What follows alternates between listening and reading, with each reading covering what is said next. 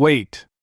The guard commander suddenly spoke up, stopping the crew cut man who was preparing to pass through the checkpoint. In an instant, everyone tensed up. The crew cut man instinctively placed his hand on the hilt of his sword at his waist, and General Lewis clenched his fist, ready to strike. Brother Zhang, is there something else? The crew cut man turned around and asked with a smile. Are these all the soldiers you brought? The guard commander's gaze swept from front to back, scrutinizing each one. Of course, I trained them all myself. The crew cut man nodded with a smile. Show me their identification tags, I need to check each one. The guard commander said. Brother Zhang, is that really necessary?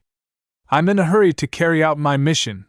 The crew cut man said. It's my duty, I hope you can cooperate. The guard commander's gaze was sharp. Brother Zhang, we've known each other for more than a day or two, surely you trust me? The crew cut man narrowed his eyes slightly.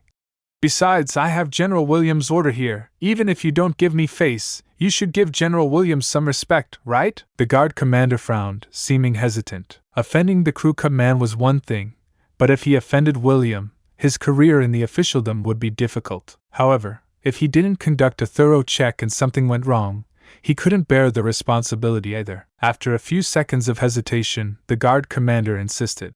Rules are rules, please show me the identification tags. Hearing this, the crew cut man slowly withdrew his smile. Since Brother Zhang insists, we have no choice but to comply. With that, he gave a look to the dozen or so people behind him. Everyone, show your identification tags to Brother Zhang. The dozen or so people remained silent, each pulling out their identification tags. The guard commander walked past the crew cut man and began checking each one from front to back. The first 10 people had no issues, but when he reached the last person, the man had nothing in his hands. Huh! Where's your identification tag? The guard commander frowned. The man in front of him was unusually burly, standing out even at the end of the line. A face covered with a thick beard exuded a fierce aura. Especially as he got closer, he could smell a faint scent of blood emanating from the man. I didn't bring it, the last man said in a low voice. Didn't bring it?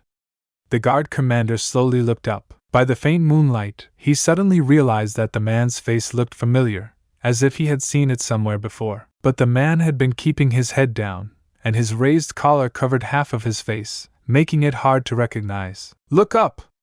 The guard commander was on high alert, his hand already on the hilt of his sword as he spoke. I didn't expect you to find out. The last man slowly raised his head, clearly revealing his face. It was none other than General Lewis. You! The guard commander's face changed dramatically, but just as he was about to draw his sword, General Lewis suddenly struck, his claw piercing through the guard's chest and pulling out a bloody heart. The guard commander shuddered, frozen in place, his face filled with horror. I told you to let us through, but you had to meddle. General Lewis grinned fiercely. With just a month's salary, why are you risking your life? With that, he waved his hand, flinging the corpse more than 10 meters away. The body slid across the ground, leaving a long, dark red trail. Seeing this, the checkpoint guards were all stunned. No one expected the city guard to suddenly turn violent, killing someone at the slightest provocation. Kill!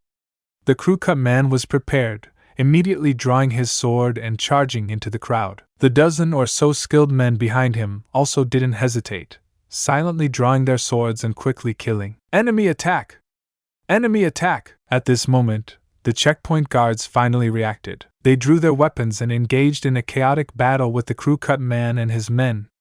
At the same time, a loud horn sound pierced the night sky, echoing through half of the inner city.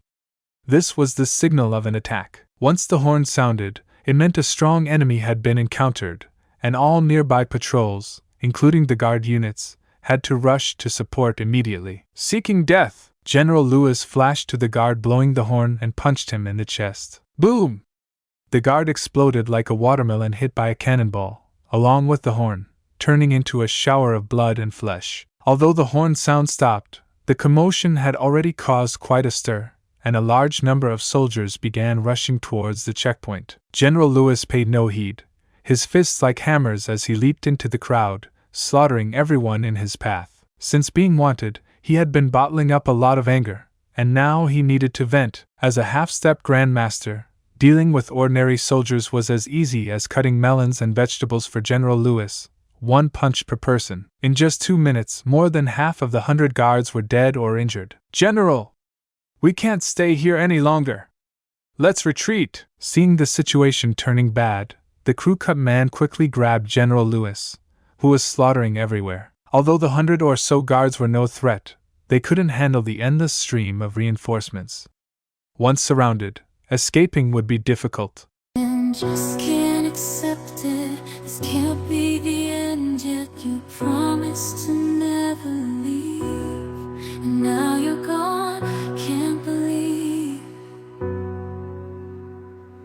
I can feel the world slipping away as you slowly fade from my everyday. You promised forever a love without end, but now I'm left broken, struggling to mend. I thought we were so tight, destined for a lifetime, love with no end, love with no end.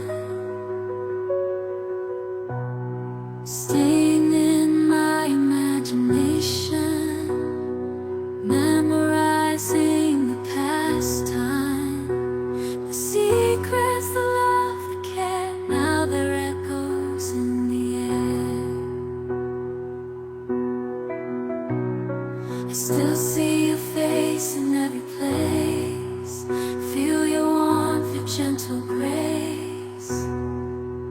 But now there's just an empty space, and I'm lost in this endless chase. Keeping you in my heart, a piece of you I'll never let go. Though distance